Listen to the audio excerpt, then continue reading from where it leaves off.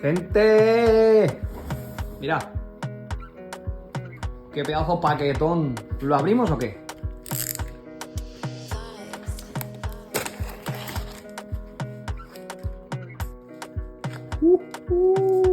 Mirad.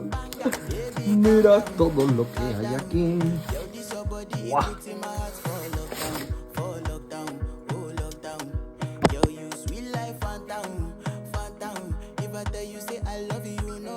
Y aquí tenéis todos los modelos para los que me habéis pedido teclado americano y algún otro que también me ha pedido teclado español. Aquí está.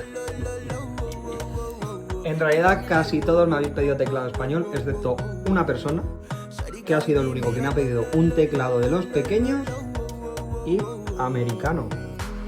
Máquina.